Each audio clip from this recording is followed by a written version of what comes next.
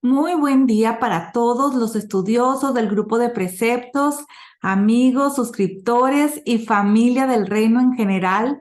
Les habla Mercedes y como ya saben, hoy vamos a tener la clase de la semana. Nos encontramos en la semana número 16 y el estudio de esta semana será el libro de Éxodo, capítulo 13, versículo 17 hasta el capítulo 17, versículo 16.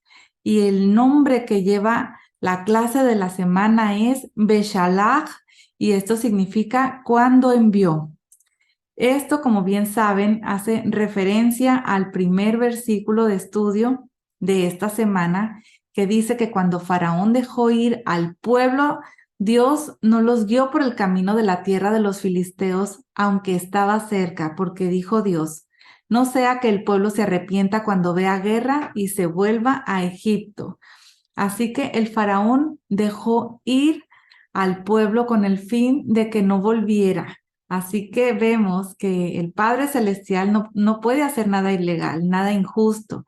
Y por esta razón era muy importante que la salida fuera hecha con el consentimiento del faraón. Si no, hubiera sido un robo, un hurto, algo ilegal.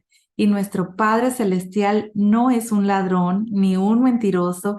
Él no puede quebrantar su propia palabra, su propia Torá. La Torá es la expresión de su carácter. Y bueno, Dios no los guió por el camino de los filisteos porque era corto.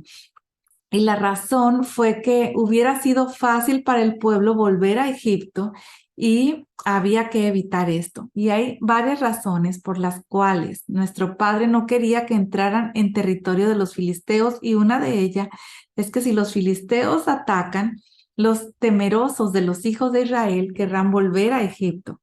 Y otra razón es por el pacto de paz que hubo entre Abraham y Abimelech. Los hijos de Israel no podían atacar a los filisteos. Esto lo vimos en Génesis 21.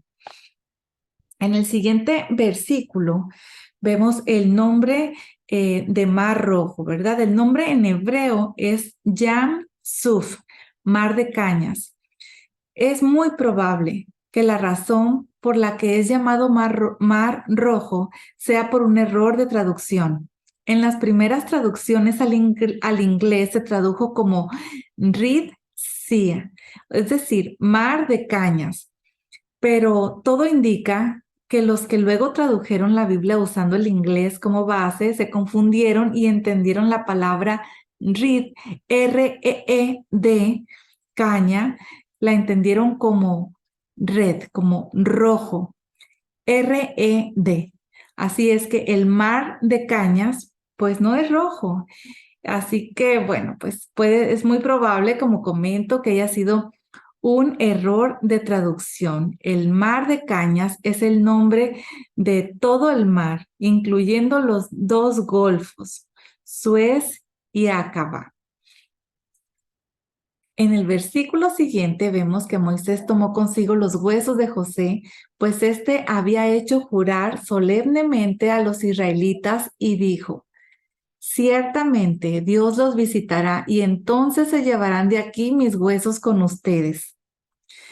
Es muy importante cumplir los juramentos y Moisés tenía que esforzarse para honrar un juramento que sus antepasados habían hecho.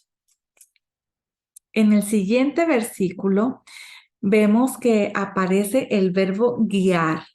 Dice así, Éxodo 13:21, el Señor iba delante de ellos de día con una columna de nube para guiarlos por el camino, y de noche en una columna de fuego para alumbrarlos a fin de que anduvieran de día y de noche.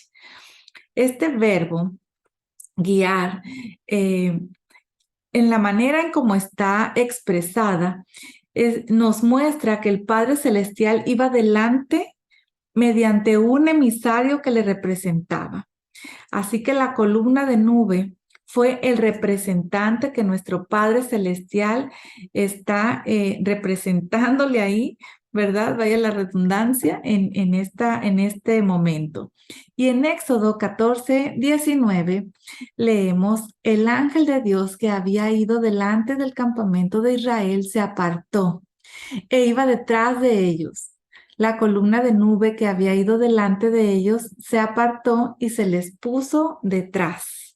Así que esto nos da la enseñanza que el representante de nuestro Padre Celestial era un ángel que se manifestaba de manera de columna de nube de día y columna de fuego por la noche. También había una nube encima del campamento que daba sombra de día y daba calor de noche. Y esto lo vamos a ver cuando lleguemos a Éxodo 40, números 14, pero aquí te estoy dejando un versículo en pantalla en donde también lo puedes ver, y también en los profetas en Ezequiel 1, Isaías 4.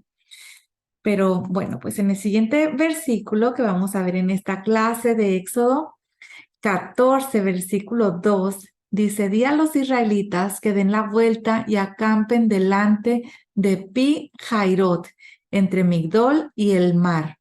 Ustedes acamparán frente a Baal Zephón, en el lado opuesto junto al mar. Según algunos comentarios rabínicos, Pi Jairot es el mismo lugar que Pitom. Esto lo vimos en Éxodo 1:11. Pitom se parece a Pe Satum, boca cerrada. Y esto hace alusión a que ningún esclavo podía escapar de la frontera de Egipto, y es el nombre que tenía esa ciudad. Pi Hairot significa boca de la libertad. Según algunos comentarios rabínicos, indican que recibió un nuevo nombre porque ahora los hijos de Israel salieron libres de Egipto. Está escrito en Éxodo 3:12.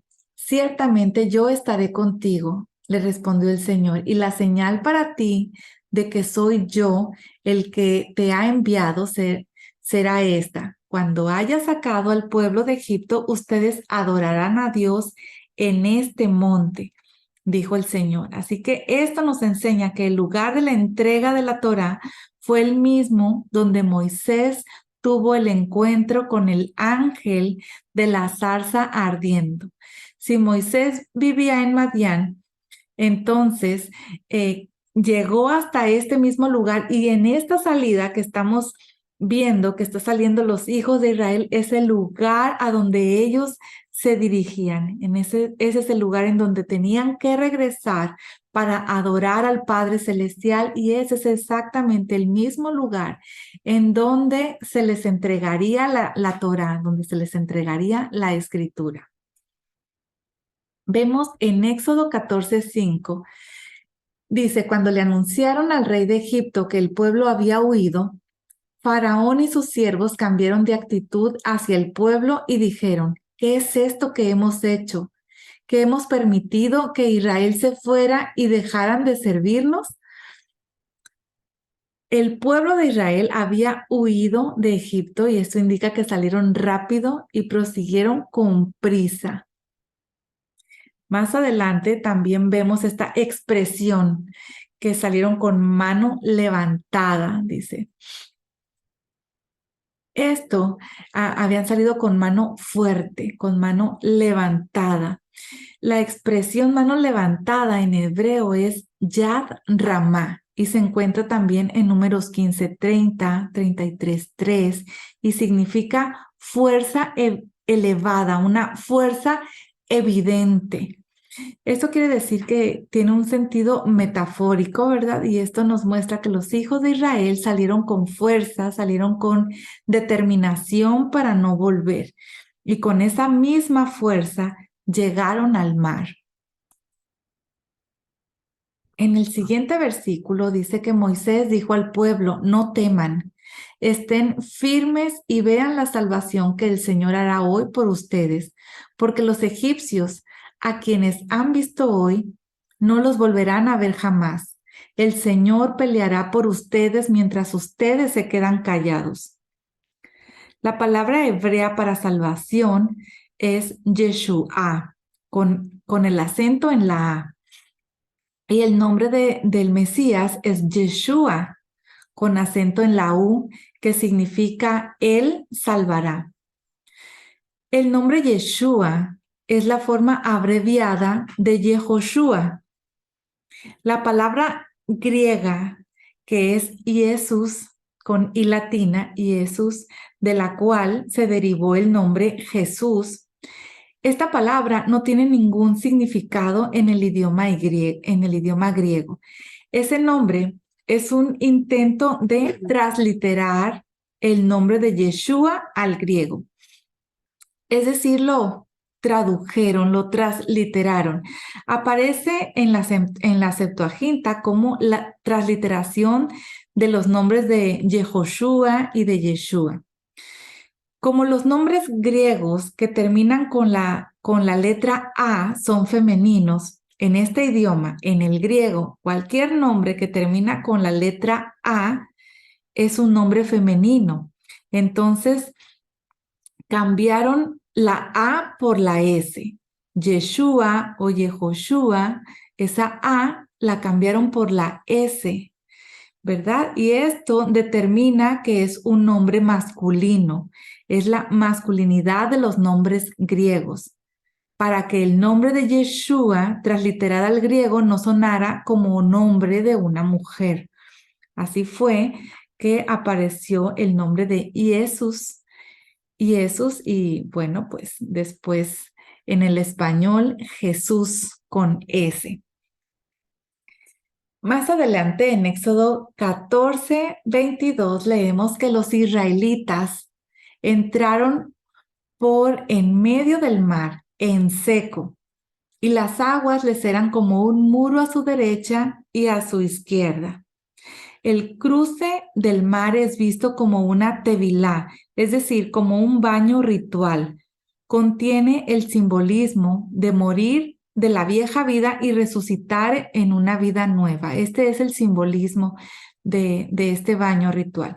Y en este caso, los hijos de Israel murieron de su dependencia de Egipto y el faraón para esa dependencia de Egipto y el faraón para depender del Padre Celestial en todo sentido. Pasaron de un dueño a otro, pasaron de un señor a otro, como está escrito en 1 Corintios 10, del 1 al 4, que dice, porque no quiero que ignoren, hermanos, que todos nuestros padres estuvieron bajo la nube y todos pasaron por el mar. En Moisés todos fueron bautizados en la nube y en el mar. Todos comieron el mismo alimento espiritual y todos bebieron la misma bebida espiritual porque bebían de una roca espiritual que los seguía.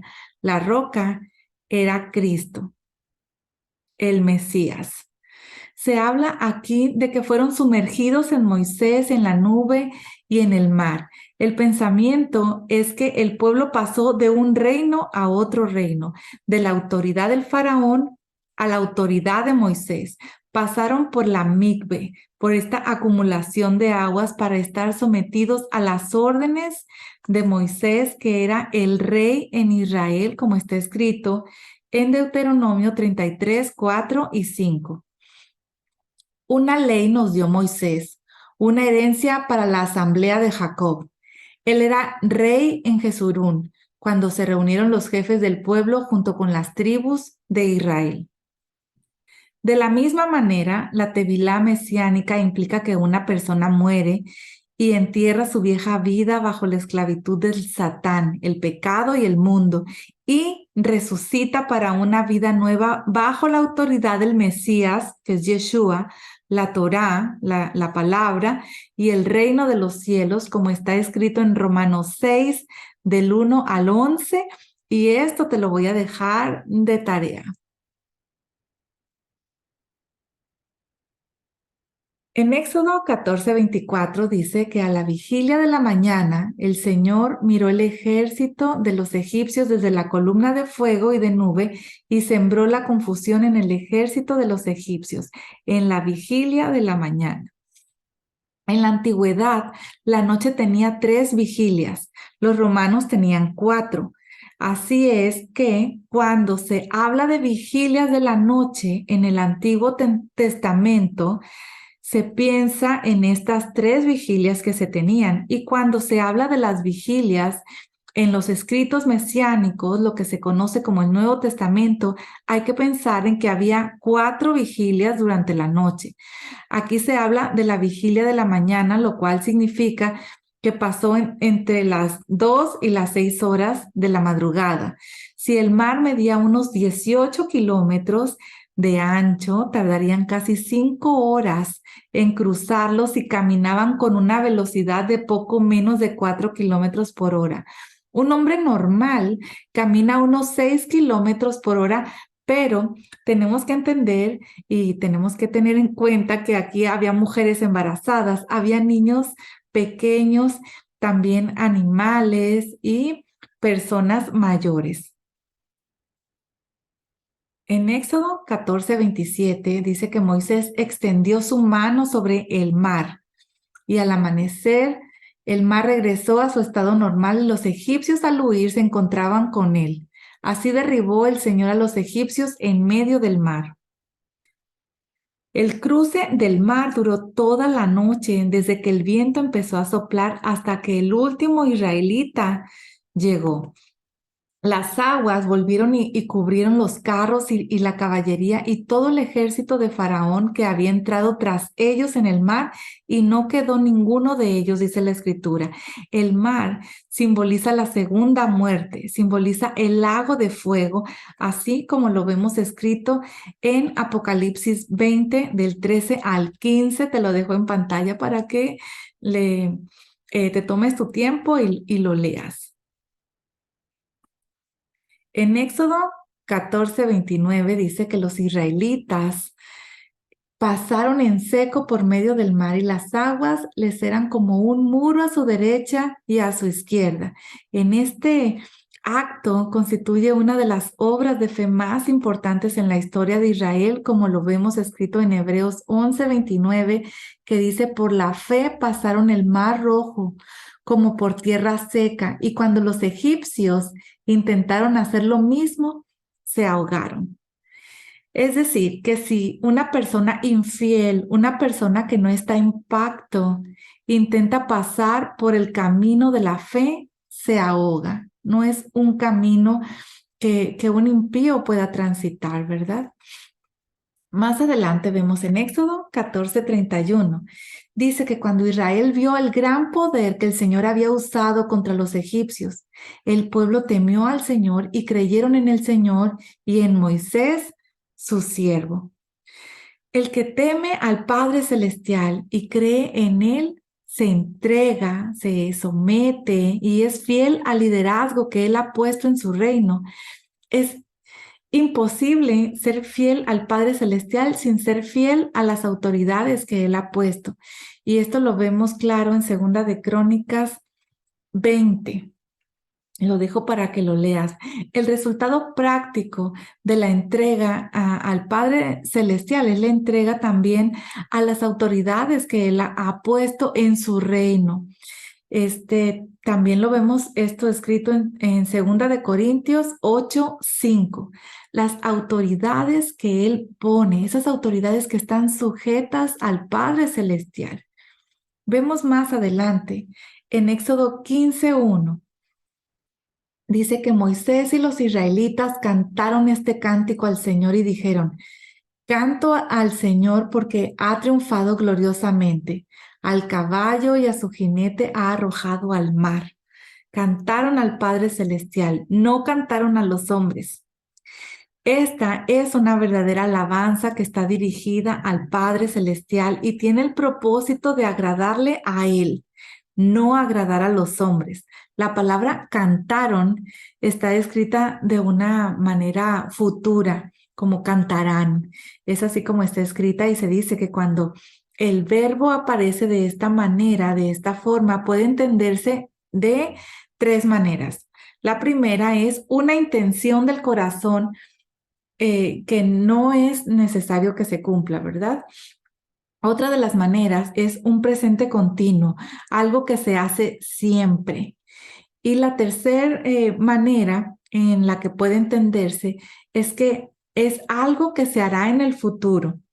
Y de aquí es que los maestros dijeron que la resurrección de los muertos se deriva del mismo texto de la Escritura. En ese caso, eh, se puede descartar lo que dijimos del presente continuo, puesto que solo cantaron junto al mar una vez. Pero es muy interesante notar que la Torá habla del canto de Moisés que será cantado en relación con la redención final y la resurrección de los muertos. Y esto te lo voy a dejar aquí porque está escrito sobre el canto de Moisés, siervo de Dios, y el cántico del Cordero. Está escrito en Apocalipsis 15, del 2 al 4. Y te lo dejo en pantalla para que lo leas. El cántico de Moisés y del Cordero es el canto de la redención final. Al igual que Moisés y los hijos de Israel salieron del mar, que simboliza la resurrección. Así todos los que han puesto su confianza en el Mesías de Israel serán redimidos de la muerte para poder cantar en el otro lado ese cántico al Padre Celestial.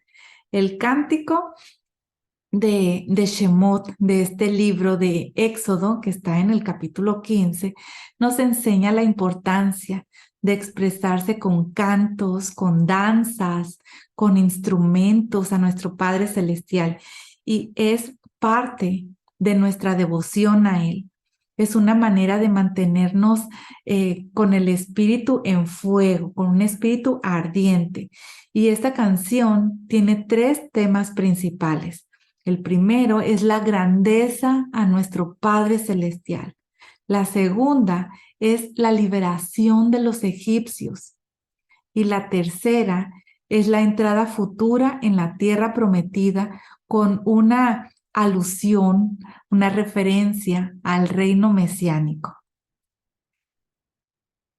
Dice en Éxodo 15:2, mi fortaleza y mi canción es el Señor, y ha sido para mí salvación. Este es mi Dios y lo glorificaré, el Dios de mi Padre, y lo ensalzaré. La palabra hebrea, que se tradujo como le glorificaré, significa le embelleceré. Y viene de la raíz navá, que significa descansar, embellecer, celebrar, preparar una habitación. Y de aquí se aprende que nuestro servicio, nuestra obediencia al Padre Celestial debe de ser de una manera bella. Por esto se adornan los talit, los tefilín, la mezuzá, los rollos de las escrituras de la Torá, la azúcar, se adornan todas estas cosas, todos estos objetos que se usan para cumplir mandamientos. Y también aprendemos que nuestras alabanzas preparan un lugar de morada para nuestro Padre Celestial, y esto lo vemos en el Salmo 22:3. Dice, sin embargo, tú eres santo, que habitas entre las alabanzas de Israel. No hay ningún texto en la Escritura que dice que el Eterno habita en las alabanzas de su pueblo.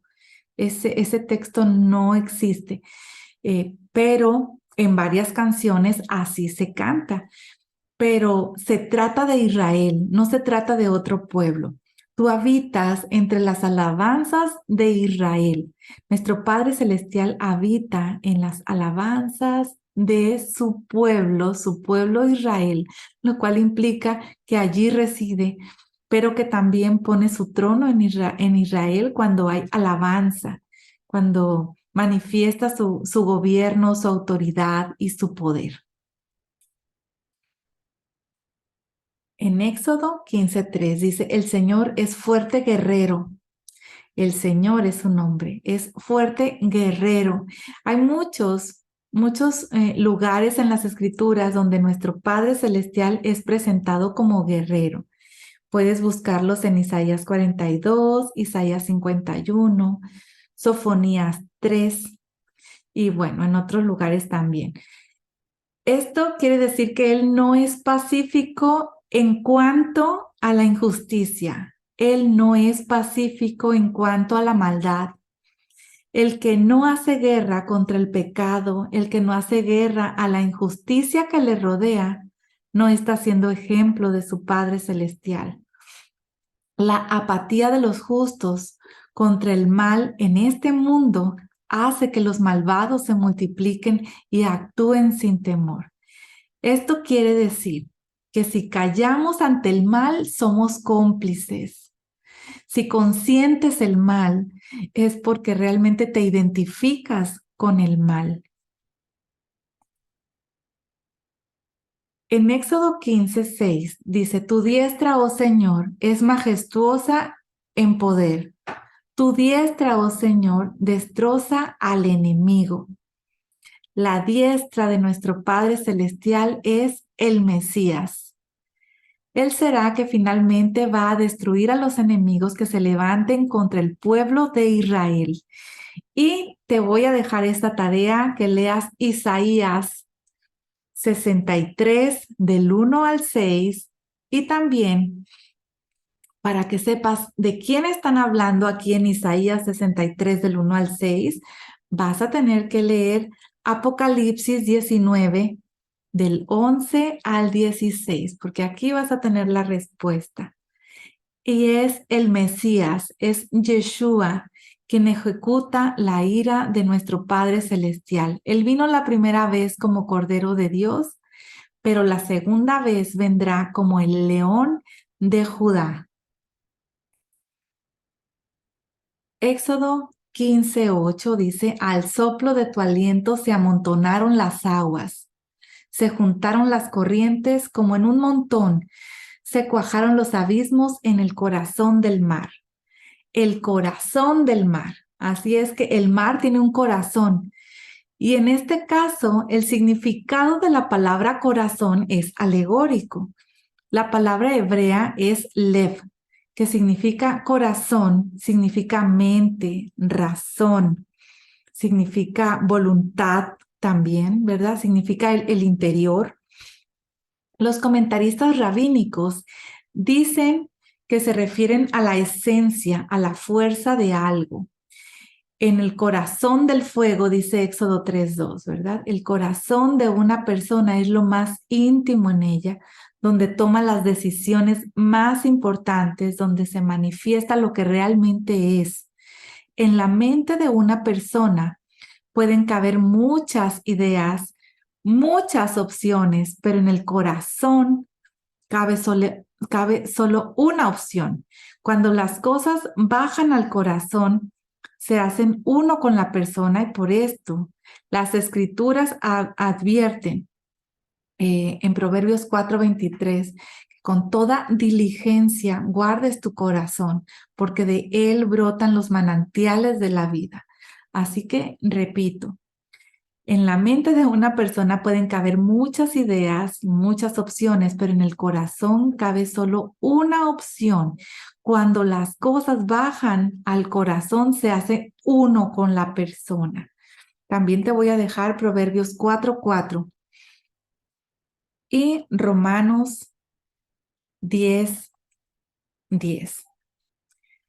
Porque con el corazón se cree para justicia y con la boca se confiesa para salvación. Hay que creer, familia, hay que creer con el corazón, no solamente con la mente.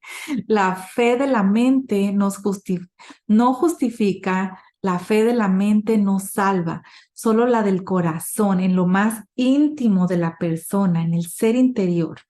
Así que miremos bien que la enseñanza de la Torá, la enseñanza de la obra del Mesías no se quede solamente en nuestro pensamiento. Miremos bien, estemos atentos, que no quede solamente en conocimiento, en más de la escritura, sino ponerlas en el corazón, como está escrito en la oración del Shema, Deuteronomio 6:6, que dice, estas palabras que yo te mando hoy estarán sobre tu corazón, en lo más íntimo de tu ser, con toda revelación, con todo entendimiento. prestos a ponerlas por obra porque son uno. Esa palabra forma un ejad con nosotros, que abrazamos la escritura y accionamos en ella, vivimos para ella, vivimos por ella. Así que, bueno, pues te dejo con ese pensamiento. Y más adelante, en Éxodo 15:9, dice, el enemigo dijo, perseguiré, alcanzaré, repartiré el despojo, se cumplirá mi deseo contra ellos, sacaré mi espada, los destruirá mi mano. Los enemigos de Israel son enemigos del Padre Celestial. Los enemigos del Padre Celestial son enemigos del pueblo de Dios, son enemigos de Israel. Es imposible amar al Padre Celestial y amar al pueblo de Dios. El que dice que ama al Padre Celestial y aborrece al pueblo de Dios realmente es un mentiroso. El que dice que ama al Padre Celestial y está también amando a los enemigos del Padre Celestial, pues también es un mentiroso. Dice, se saciará mi alma de ellos. Dice el versículo que acabamos de leer, se cumplirá mi deseo contra ellos, un alma saciada, pero la palabra hebrea para que se tradujo aquí es nefesh, hablando del deseo del alma, y esto significa aliento, significa garganta, alma, vida, ser vivo. Viene del verbo nafash, que significa respirar. Cada respiración de un ser vivo suena nefesh, y en algunos lugares nefesh tiene el significado de cadáver. Se dice que el alma, el nefesh, es donde reside la voluntad y el deseo. En las escrituras podemos ver varias palabras que hablan de las diferentes partes del ser humano. Ya se mencionó, por ejemplo, ahorita el corazón y el alma, pero la palabra nefesh es usada tanto para animales como para hombres. Así que la nefesh es el alma natural, es el alma biológica, lo que da vida al cuerpo. La nefesh es lo que respira. Los animales son nefesh y basar, alma y cuerpo. Pero los hombres tienen algo más que los animales no tienen. Los hombres tienen un alma superior llamada Neshama. En Génesis 1:27 dice que el hombre fue creado, dice que Dios creó al hombre a imagen suya, a imagen de Dios lo creó, varón y hembra los creó. El hombre fue creado. El acto de la creación del hombre fue cuando el Padre Celestial sopló aliento de vida, Nishmat Hayim, aliento de vida en su nariz, y así el hombre fue hecho un ser vivo. El hombre fue hecho un alma viviente, es decir, el hombre fue hecho Nefesh Hayah, según Génesis 2:7. Es lo que nosotros sabemos. Entonces, el hombre recibió esa alma espiritual que los animales no tienen. La palabra hebrea para crear es bara. Esto lo vimos en Génesis, que significa dar existencia, hacer algo que no existía antes. La palabra aparece 3 veces en Génesis 1, en el versículo 1, en relación con el tiempo, con el espacio y con la materia. Esto no existía. En el versículo 21, en relación con la vida animal. Y también aparece en el versículo 27 en relación con el hombre. Así que todo esto nos enseña que hay una diferencia entre lo material y los animales, y hay una diferencia entre los animales y los hombres, porque necesitan actos de creación diferentes para llegar a existir. El cuerpo de los animales fueron tomados de la tierra y el alma de ellos fue creada.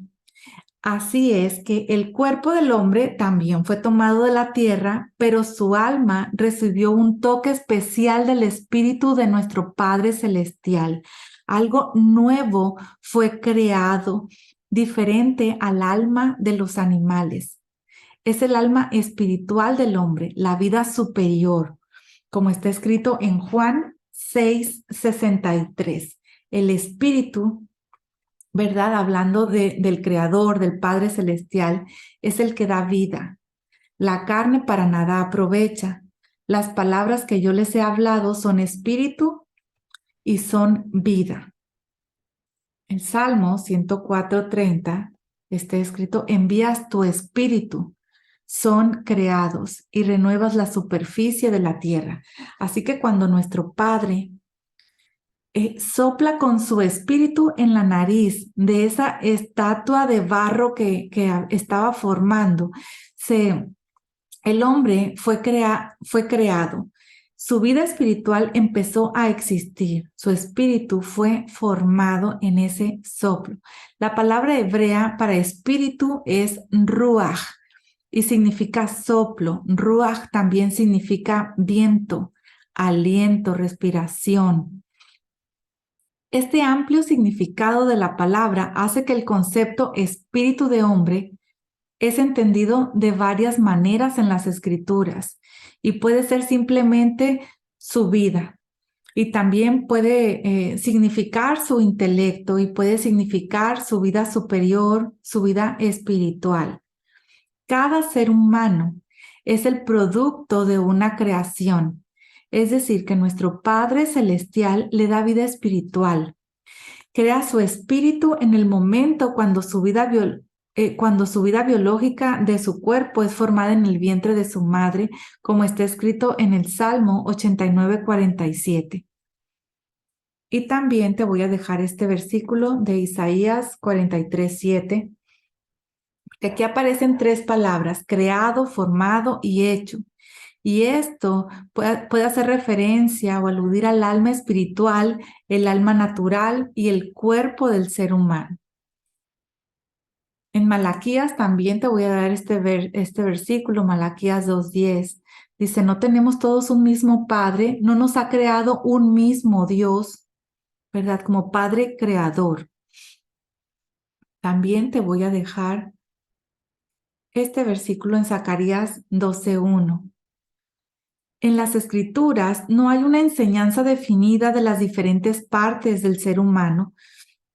Como hemos visto, las palabras hebreas pueden ser entendidas de diferente manera dependiendo del contexto de cada caso. Así que es muy importante ver el contexto.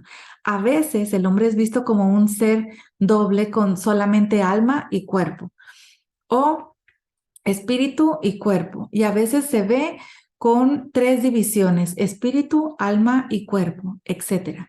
En Génesis, por ejemplo, 2:7, está escrito que el Padre Celestial sopló en la nariz del hombre aliento de vida. Y la palabra hebrea para aliento es neshama, significa alma, aliento, soplo. Y esta palabra no se usa en relación con los animales. La neshama constituye el alma superior dentro del hombre, como lo vemos escrito en Isaías 42:5.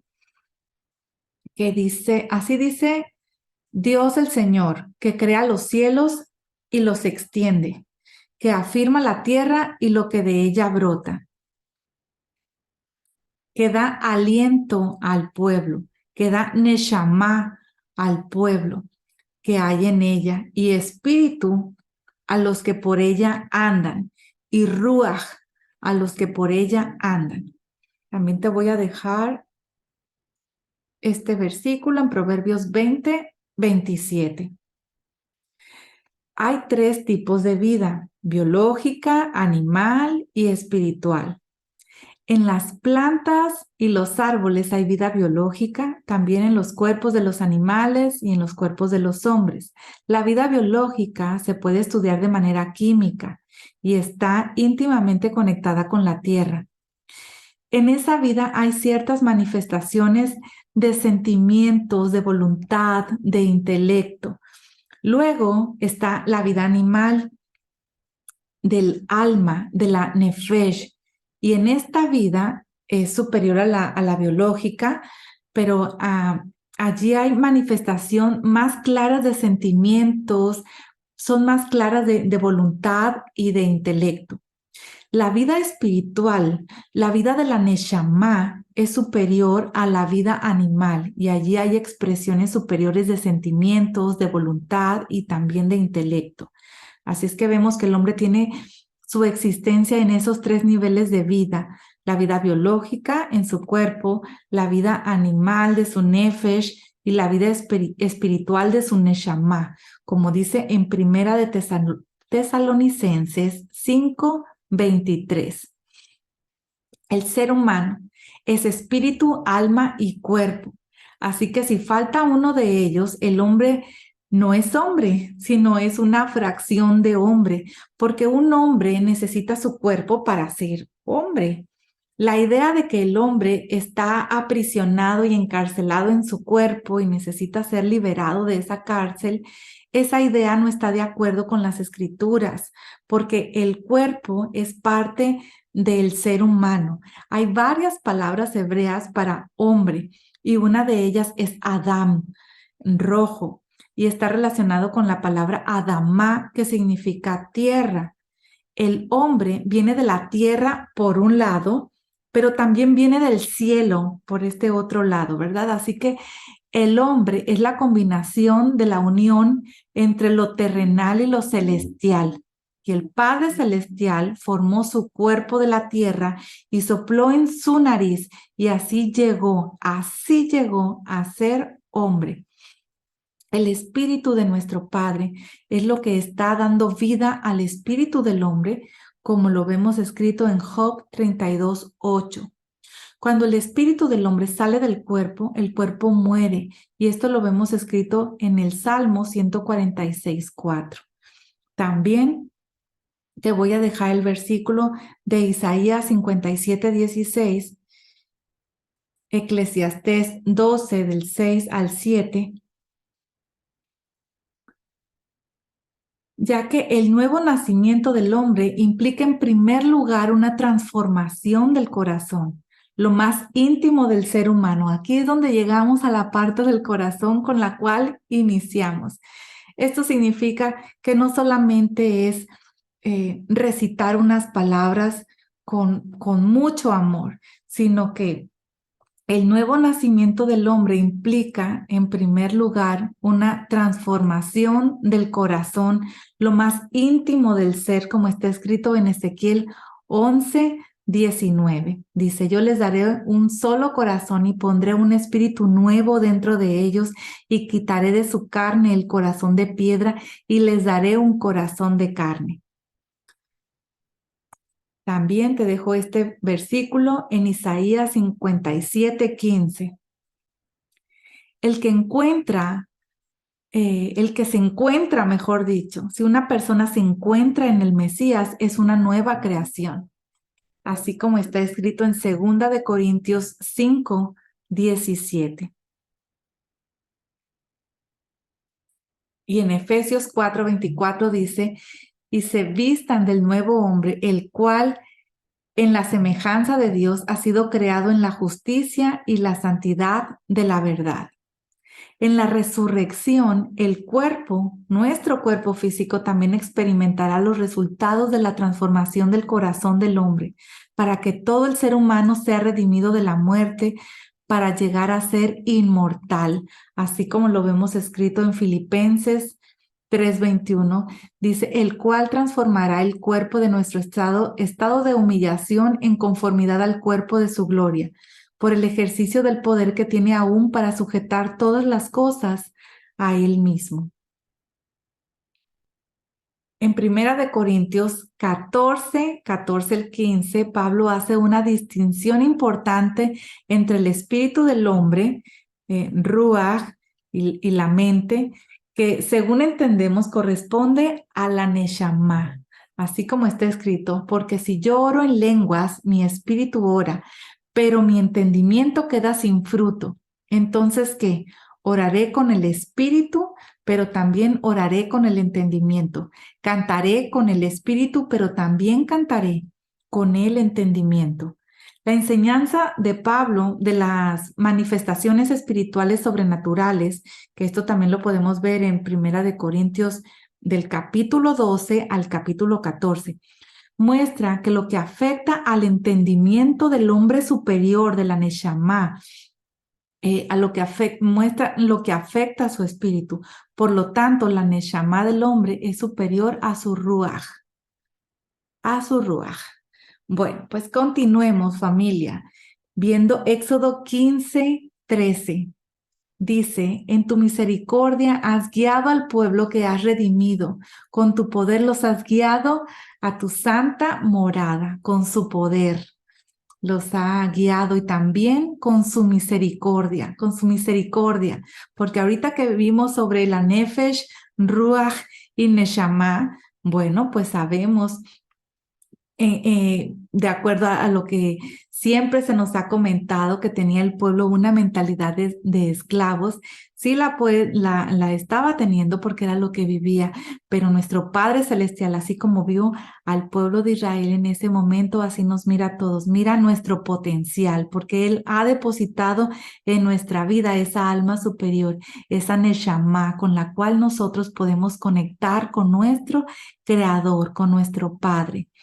Esta salida de Egipto es una redención y fue la primera redención que anuncia la redención final cuando Israel va a ser sacado de todas las naciones de la misma manera como en esta primera redención, y lo vemos escrito en Jeremías 16 del 14 al 15 y también en Jeremías 23 del 7 al 8. Dice, por tanto vienen días, declara el Señor, cuando no dirán más, viva el Señor que hizo subir a los israelitas de la tierra de Egipto, sino que se dirá, viva el Señor que hizo subir y trajo a los descendientes de la casa de Israel de la tierra del norte y de todas las tierras a donde los había echado. Entonces habitarán en su propio suelo. En Éxodo 15:16 dice que el terror y espanto cae sobre ellos por la grandeza de tu brazo, quedan inmóviles como piedra, hasta que tu pueblo pasa, oh Señor, hasta que pasa el pueblo que tú has comprado. La redención del pueblo es vista como una compra y el precio fue la sangre del cordero. Esto lo vemos en Primera de Pedro 1:18 al 19. En el versículo 17 dice, tú los traerás y los plantarás en el monte de tu heredad, el lugar que has hecho para tu morada, oh Señor, el santuario, oh Señor, que tus manos han establecido. Y Miriam, la profetisa hermana de Aarón, tomó en su mano el pandero y todas las mujeres salieron tras ella con panderos y con danzas. Aquí Miriam tenía alrededor de 90 años y ella es llamada profetisa. El espíritu profético se manifiesta de dos maneras, con calor y como luz, es decir, como inspiración y como revelación, con poder y con verdad. Así que en ese momento estaba operando la profecía de manera inspiradora para cantar y para danzar. Aquellas melodías, aquellos ritmos y las danzas que son inspiradas por el Espíritu manifiestan la gloria de nuestro Padre Celestial. Miriam les respondía, canten al Señor porque ha triunfado gloriosamente, al caballo y su jinete ha arrojado el mar. La palabra respondía nos enseña que fue un canto de intercambio entre las demás mujeres y su líder. Miriam decía cantada una frase y las demás mujeres repetían, y luego ella decía otra frase y las demás mujeres repetían. Así también fue como Moisés cantó su canción junto con el resto del pueblo de Israel. Moisés hizo partir a Israel, ¿verdad?, del mar de cañas, del mar rojo, y anduvieron dice que anduvieron 3 días en el desierto y no encontraron agua. Y como sabemos, esos 3 días aluden a la resurrección del Mesías. Entonces Moisés clamó al Señor y el Señor le mostró un árbol y él lo echó en las aguas y las aguas se volvieron dulces y Dios le dio allí un estatuto y una ordenanza y allí los puso a prueba. Esto hace referencia a la muerte del Mesías sobre un árbol que transforma la amargura del hombre en dulzura. Y vemos aquí que empieza el Padre Celestial a instruir a su pueblo en sus mandamientos. Y dijo, si escuchas atentamente la voz del Señor tu Dios y haces lo que es recto ante sus ojos y escuchas sus mandamientos y guardas todos sus estatutos, no te enviaré ninguna de las enfermedades que envié sobre los egipcios, porque yo, el Señor, soy tu sanador. Las enfermedades, como lo sabemos, son producto de la maldición que hay en la naturaleza causada por el pecado que trajo la muerte a este mundo. La enfermedad es el primogénito de la muerte, como dice en Job 18:13. En Santiago 5:15 está escrito que la oración de fe restaurará al enfermo y el Señor lo levantará. Si ha cometido pecado, le serán perdonados. Las enfermedades no son una bendición, aunque nuestro Padre Celestial es capaz de tornar cualquier maldición en bendición. Las enfermedades son un ataque contra el propósito de vida que el Padre tiene para el cuerpo. El cuerpo no fue creado para estar enfermo, sino para estar sano. Por esto, el Mesías vino no solamente para morir, para quitar los pecados, sino también para quitar las enfermedades y así crear una base para que estas promesas de sanidad sean completas y puedan ser efectivas en el pueblo de Israel, como está escrito en Isaías 53, 4, 5, también en Deuteronomio 7:15 y en Salmo 103, 3. La sanidad del cuerpo es parte del pacto entre el Padre Celestial y su pueblo Israel. Y ese pacto fue apoyado, fue confirmado y fue renovado por medio de Yeshua, el Mesías. En Éxodo 15:27 dice que llegaron a Elim, donde había 12 fuentes de agua y 70 palmeras. Elim significa dioses y también poderosos. Había una fuente para cada tribu y una palmera para cada una de las naciones de la tierra. La palmera está relacionado con las fiestas de Sucot, y esto lo vamos a ver en Levítico 23, que es la fiesta de todas las naciones. Así que de esto aprendemos que las 12 tribus de Israel son las que dan agua para que surjan personas justas de entre las naciones y puedan entrar en la fiesta del reino venidero, como está escrito en Apocalipsis 7:9. Dice en Éxodo 16 que partieron de Elim y toda la congregación de los israelitas llegó al desierto de Sin, que está entre Elim y Sinaí, el día 15 del segundo mes después de su salida de la tierra de Egipto. Y toda la congregación de los israelitas murmuró contra Moisés y contra Aarón en el desierto. En Éxodo 16:4, el Señor dijo a Moisés, yo haré llover pan del cielo para ustedes. El pueblo saldrá y recogerá diariamente la porción de cada día para ponerlos a prueba si andan o no en mi ley, en mi Torá. Normalmente el pan viene de la tierra y aquí vemos que el Padre Celestial cambia el orden de lo natural y les da pan del cielo para enseñarles acerca del Mesías, que es el pan del cielo, como lo vemos escrito en Juan 6, del 31 al 35. Dice, nuestros padres comieron el maná del desierto, como está escrito, les dio a comer pan del cielo. Entonces Yeshua les dijo, de verdad os digo, no es Moisés el que os da el pan del cielo, sino que es mi Padre el que os da el verdadero pan del cielo, porque el pan de Dios es el que baja del cielo y da vida al mundo. Entonces le dijeron, Señor, danos siempre ese pan. Y Yeshua les dijo, yo soy el pan de vida.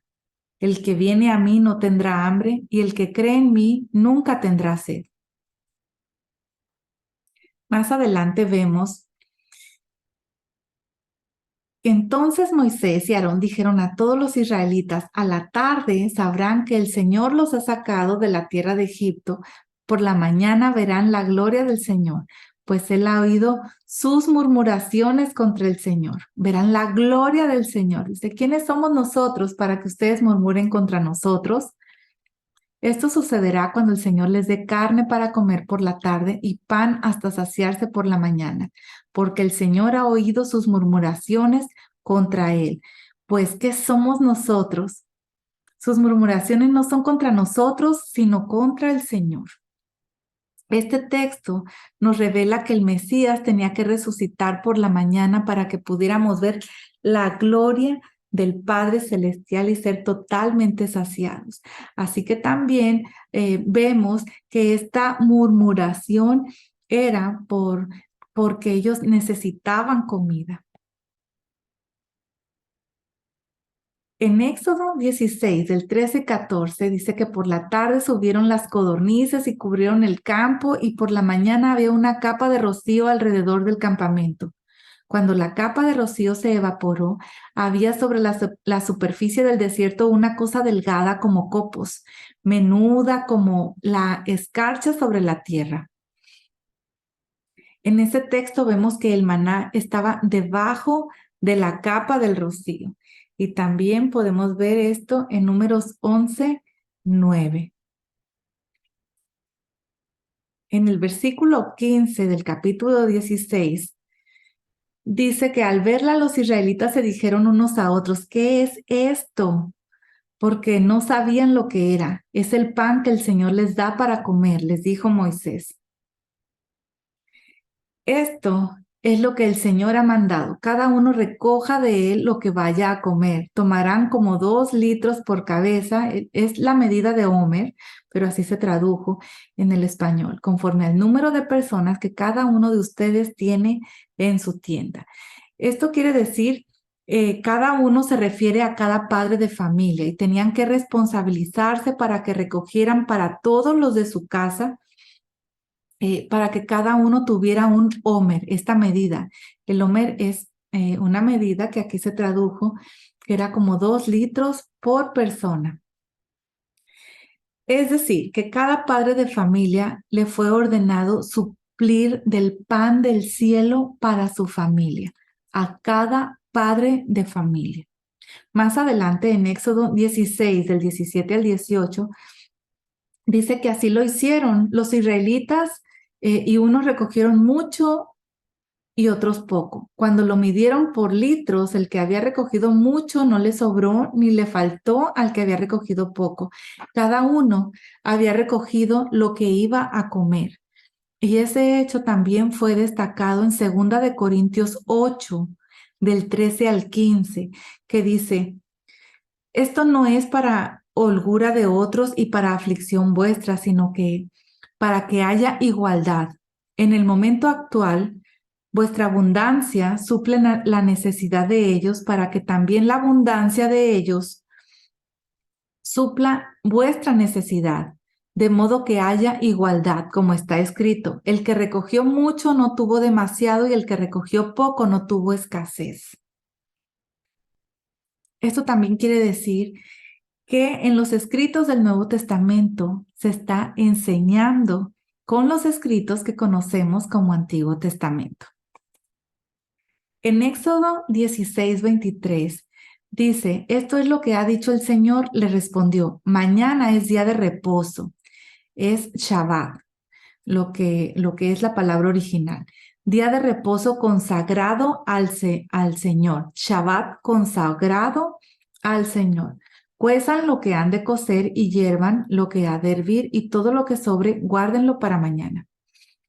El mandamiento del Shabbat, del día de reposo, no viene del Sinaí, sino viene desde antes. Es una herencia desde la creación. La esencia de guardar el Shabbat es cesar de toda actividad creativa. En ese día el hombre deja de intervenir en la creación en reconocimiento de su creador. El principal enfoque del día de reposo, del Shabbat, el principal enfoque no es el descanso, sino el cese de actividades productivas o creativas. Dice que va a ser consagrado al Señor, un reposo consagrado al Señor. El propósito es dedicarse al Padre Eterno, no hacer lo que a una le guste, sino dedicarse al Padre Eterno. Y te dejo este versículo en Isaías 58, 13 y 14. Dice, si por causa del día de reposo apartas tu pie para no hacer lo que te plazca en mi día santo, y llamas al día de reposo delicia, el día santo del Señor, honorable, y lo honras, no siguiendo tus caminos, ni buscando tu placer, ni hablando de tus propios asuntos, entonces te deleitarás en el Señor, y yo te haré cabalgar sobre las alturas de la tierra, y te alimentaré con la heredad de tu padre Jacob, porque la boca del Señor ha hablado.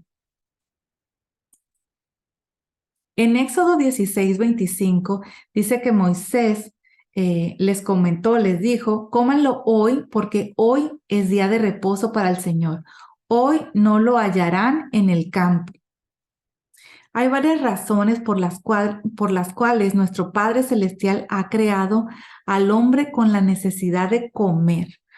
Y bueno, pues una de ellas es aprender a depender del Padre Celestial, aprender que el Padre Celestial es bueno, para poder relacionarse con otros de una manera profunda. Qué bonito es convivir, ¿verdad? Con otras personas en una comida, poder aprender, de hecho, las verdades eternas de nuestro Padre Celestial, para aprender a obedecer los mandamientos, que fue lo que acabamos de leer en unos versículos atrás, que fue para ponerlos a prueba si iban a estar obedeciendo, que en cada día tenían que trabajar por el alimento, pero que en el día de reposo no. Así que bueno, pues y hay otras más. Las escrituras nos muestran que nuestra relación con la comida está conectada con nuestra relación con nuestro Padre Celestial. Y el primer pecado, que fue de hecho fue por una comida que estaba prohibida comerla. Así que la comida fue creada para que el hombre aprenda a obedecer al Padre Celestial. Dice, 6 días lo recogerán, pero el séptimo día, día de reposo, no habrá nada. En este ciclo de la semana, 6 días de trabajo y un día de cese para dedicarse al Padre Celestial en la congregación y también descansar en casa y estar con la familia. El versículo 29 dice, miren que el Señor les ha dado el día de reposo, por eso el sexto día les da pan para 2 días. Quédense cada uno en su lugar y que nadie salga de su lugar el séptimo día. El Shabbat, el día de reposo, es un regalo de nuestro Padre. Solo Él, el que abre este regalo o el que lo abra y el que lo use, pues es el único que puede disfrutar de él. No se puede explicar la bendición que se experimenta cuando se guarda ese día, sino que hay que vivirla. A veces las cosas no son tan fáciles explicadas como cuando se vive y lo puedes disfrutar. En Éxodo 16, 33 al 34, se habla del testimonio, ¿verdad? Que iban a tomar una vasija y poner en una olla una medida del maná, un homer, y colocarlo delante del Señor a fin de guardarlo para las generaciones de ustedes, tal como el Señor lo ordenó a Moisés, así lo colocó Aarón delante del testimonio para que fuera guardado, delante del testimonio. Y esta palabra testimonio significa las tablas de piedra que el Padre iba a dar a Moisés más adelante. Es la primera vez que esta palabra aparece en ese sentido y habla también del testimonio interior del corazón de cada persona que ha nacido del Espíritu del Mesías, que le dice que es un hijo de Dios, como está escrito en Primera de Juan 5, del 10 al 12. El que cree en el Hijo de Dios tiene el testimonio en sí mismo. El que no cree a Dios ha hecho a Dios mentiroso porque no ha creído en el testimonio que Dios ha dado respecto a su Hijo. Y el testimonio es este, que Dios nos ha dado vida eterna y esta vida está en su Hijo. El que tiene al Hijo tiene a la vida y el que no tiene al Hijo de Dios no tiene la vida. También te voy a dejar este versículo, 2 Corintios 13:5, dice, pónganse a prueba para ver si están en la fe. Examínense a sí mismo. ¿O no se reconocen a ustedes mismos de que Jesucristo está en ustedes a menos de que en verdad no pasen la prueba? Esta es una palabra muy interesante. Pónganse a prueba para ver si están en la fe. Examínense a sí mismos. Y esto es lo que estamos haciendo cada día en el grupo de preceptos y en el grupo también de devocional de mujeres, que puedes encontrar el link en este canal de YouTube y también en la cuenta de Facebook, por si quieres unirte a nosotros, entrar y escuchar. Eso es lo que hacemos, ponemos a prueba nuestra vida, a prueba nuestra fe, nos examinamos, estamos revisando, no tener grietas en nuestro carácter, y si hay alguna de ella, alguna fisura, poder reconocerla para repararla de una manera pronta. El que ha experimentado la salvación tiene el testimonio dentro de su corazón, el que sabe que es un hijo de Dios.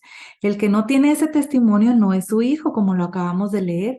Y aquí está escrito que el maná tenía que ser colocado delante del testimonio. Y estos dos están íntimamente relacionados y te lo dejo aquí en Apocalipsis 19:10, que dice, entonces caí a sus pies para adorarlo y me dijo, no hagas eso.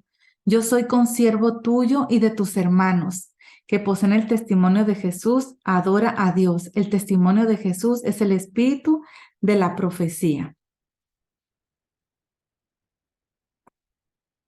En Éxodo 17:2, el pueblo discutió con Moisés y le dijeron, danos agua para beber. ¿Por qué discuten conmigo? Les dijo Moisés, ¿por qué tientan al Señor? ¿Por qué tientan al Señor? Miren, el que murmura contra el líder del Padre Celestial, es el líder que obedece al Padre Eterno, realmente está tentando al Señor. No está contra a ese líder que está obedeciendo al Padre Eterno, sino que está tentando al Creador, al Padre Celestial. Dice aquí en el versículo 6, yo estaré allí delante de ti sobre la peña de Horeb. Golpearás la peña y saldrá agua de ella para que beba el pueblo. Y así lo hizo Moisés en presencia de los ancianos de Israel. La palabra que se tradujo como peña significa roca. Y esta roca era el Mesías, y lo vemos escrito en 1 Corintios 10:4. En el libro de Números, en el capítulo 20, se habla de un peñasco y que no es tan alto, a la cual Moisés tenía que hablar. Y ya llegaremos ahí. A esa peña no había que golpearla para que saliera agua. Así que esto nos enseña que el Mesías fue golpeado solamente una vez y ese golpe produjo agua para todo el pueblo de Israel. Así que si golpeamos al Mesías otra vez, no podremos entrar en la tierra prometida, según como está escrito en Hebreos 6, del 4 al 6.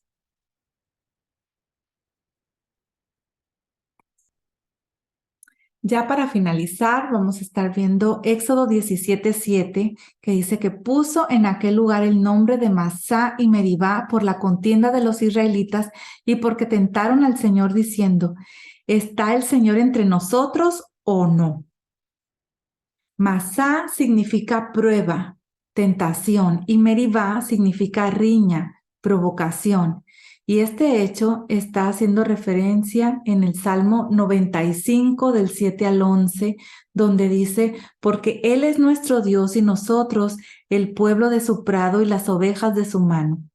Si oís hoy su voz, No endurezcas vuestro corazón como en Meribá, como en el día de Masá en el desierto. Es muy peligroso desafiar al Padre Celestial. Hace que su protección se aleje de nosotros y nuestros enemigos entonces podrán matarnos, como lo vemos a continuación. Estaban en la provocación, estaban en la contienda y en el siguiente versículo vemos que vino Amalek y peleó contra Israel en Refidim. Amalek vino en el momento cuando el pueblo estaba desafiando al Padre Eterno, riñendo con sus siervos. Amalek fue un descendiente de Esaú, el enemigo principal de Israel. Y él los atacó por detrás, como está escrito en Deuteronomio 25, del 17 al 19, que dice: acuérdate de lo que te hizo Amalek en el camino cuando saliste de Egipto, cómo te salió al encuentro en el camino y atacó entre los tuyos a todos los agotados en tu retaguardia cuando tú estabas fatigado y cansado, y él no temió a Dios. Por tanto, sucederá que cuando el Señor tu Dios te haya dado descanso de todos tus enemigos alrededor, en la tierra que el Señor tu Dios te da en heredad para poseerla, borrarás de debajo del cielo la memoria de Amalek. No lo olvides.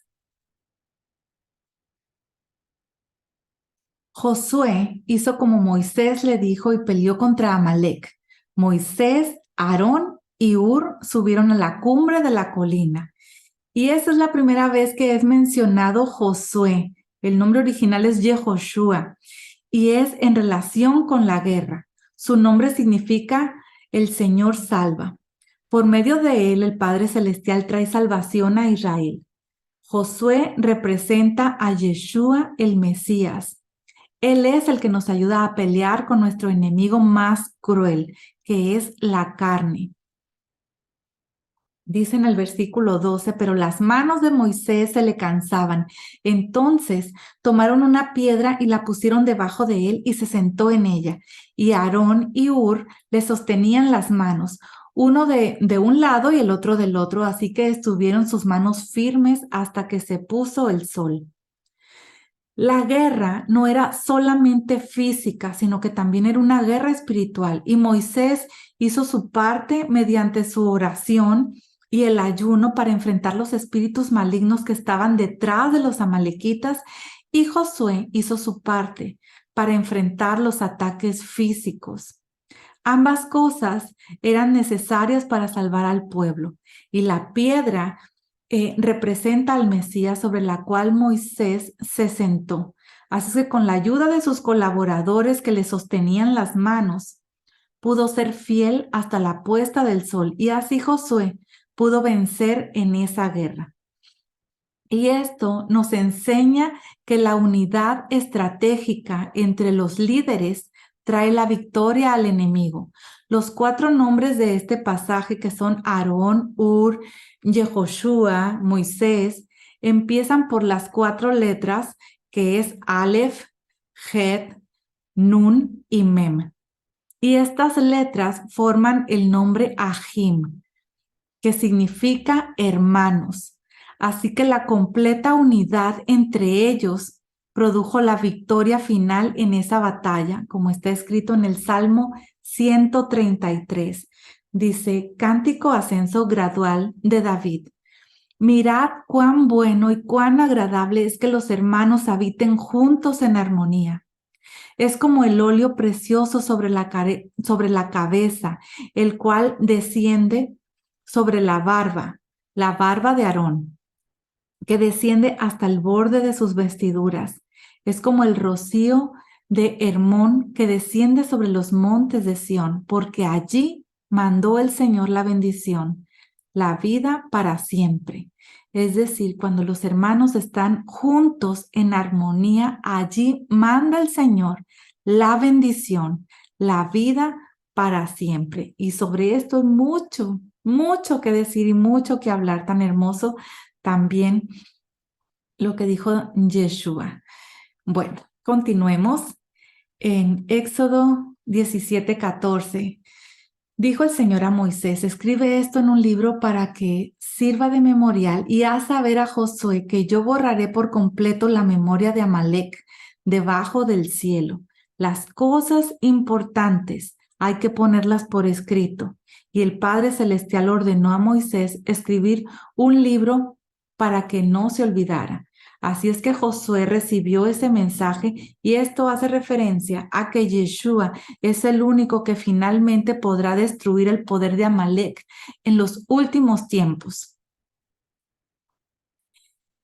Éxodo 17:16 y dijo, el Señor lo ha jurado, el Señor hará guerra contra Amalek de generación en generación.